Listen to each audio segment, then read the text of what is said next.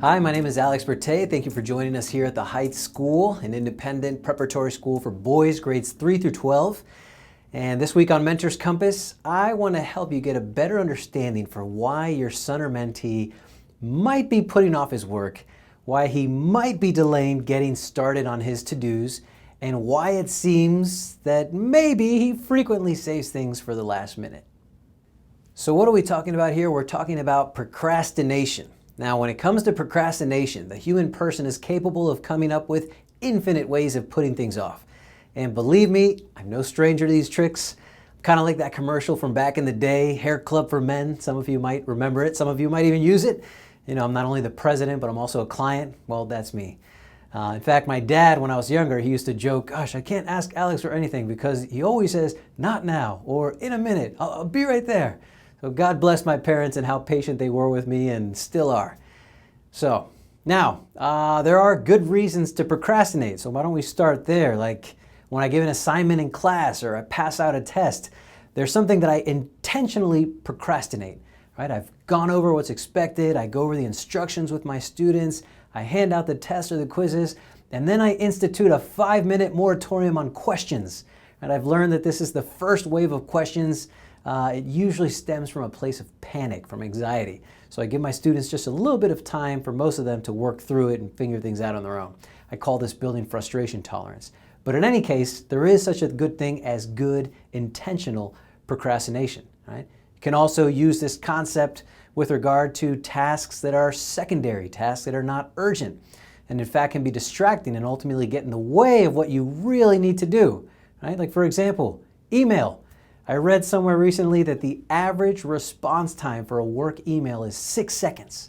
6 seconds, right? Now there's something to be said for being available, for being communicative, but 6 seconds, right? With all the emails people get at work, I can't even figure the number of interruptions that prevents actual deep work from occurring.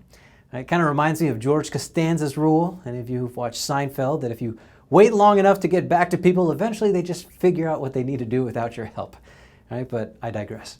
In any case, intentionally procrastinating non-urgent tasks, scheduling tending to these for later, and prioritizing more important stuff is healthy. Now let's talk about some of the more common, not so virtuous sides, shall we say, of procrastination that you might be running into with your boys from time to time.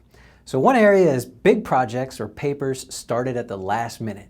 And you know that these are always accompanied by fear, panic, urgency, stress, and maybe even just a touch of self-loathing. Oh my gosh, I'm in this position again.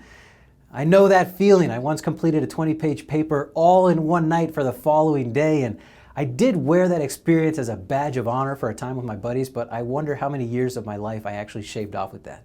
Right? And of course, while I might have been doing my best work in the moment, it actually wasn't my best work, period. Right? So another area that you might run into is maybe seeing your boy. It's 9 p.m. on Sunday night, and suddenly he's starting to get into work mode, and he looks at his planner. Okay, well, what do I have for homework tonight? I have a test tomorrow. Oh my gosh, I completely forgot. Right? That's never a good feeling to be sitting with. Right? And there's another one of my personal favorites.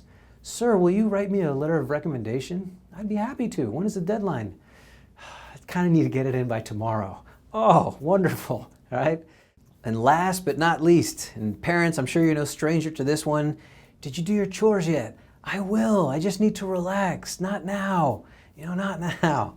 Look, as I said, I'm first in line when it comes to these examples. I cause myself and other people, not least of all my parents, a lot of unnecessary angst as a result of my saving things for the last minute or just putting things off. So I know how it works. And the bright side is I want to share with you what might be going on for your boy or mentee, and that way you know where to intervene, how to intervene. Now for the meat and potatoes of what this video is all about, and that is what leads boys to procrastinate. So let's leave aside an in-depth discussion of smartphones for another day, and let's also leave aside those cases where a boy might have a brain-based neurological issue that truly inhibits his executive functioning, his planning and task initiation abilities. And those big words, jargony, but those are real things and they require special attention, special interventions. I want to focus on just some of the more basic, run-of-the-mill cognitive and emotional reasons that somebody might procrastinate. So here's one reason. Maybe a boy is overscheduled. Maybe he's got too many practices, too many weekends at tournaments, too many lessons, too many extracurricular commitments or activities, and he's feeling overwhelmed. He's tired. He doesn't think he has enough downtime. He believes on some level that this is unfair, how much is being asked of him, that he has this sense that there's an injustice that's been committed, and he feels like he's earned the right to just relax, right? I just need to relax.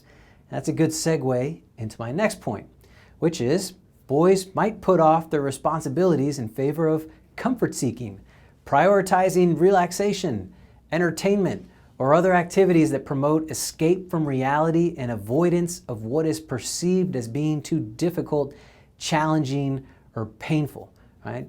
Boys can constantly be on the go, and then when there's a break in whatever they need to be doing or in some directed activity, there's a total letdown and desire to escape, a total giving into laziness and just vegging out on the couch or surfing through the phone or whatever, right? And they're thinking, gosh, you know what? I work hard, so now it's time to play hard, real hard.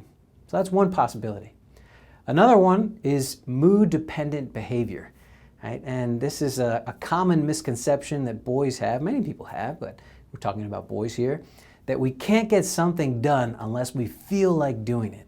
We're waiting for that feeling of motivation, waiting for that big wave of energy and rush of ideas, and then consequently we end up doing nothing because that feeling never arrives. Public health announcement. Feeling usually follows action, right? That's an important thing to impress upon boys, but we'll talk about the remedies for procrastination next week. Now, another reason, it's more practical, more cognitive, has less to do with anxiety per se or emotional processes, and that's difficulty breaking projects or big assignments down into smaller sequential chunks. Right? Boy gets an assignment, and then he's overwhelmed by the perceived immensity of what's being asked of him, and then consequently he's paralyzed into inaction because he's not sure what's the first step here. How do I take the first step? What do I do? Where do I go from here? You know, he ends up totally stressed out and just stuck. So these are just a few reasons. There are more, I'm sure, I know.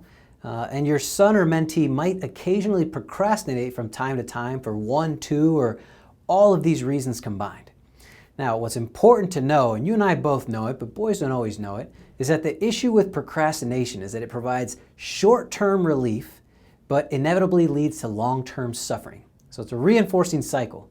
You got a task, and there's anxiety, avoidance, relief. Then the time the task remains avoided and undone only leads to more anxiety, coupled with real problems for not meeting responsibilities. A vicious cycle. So it's important to help your son or mentee know what's contributing to his procrastination. Know, which kind of in the ballpark, which one of those things that I've discussed might apply to him. Help him become aware of the negative cycle, and then come up with a plan for intervening in the right way.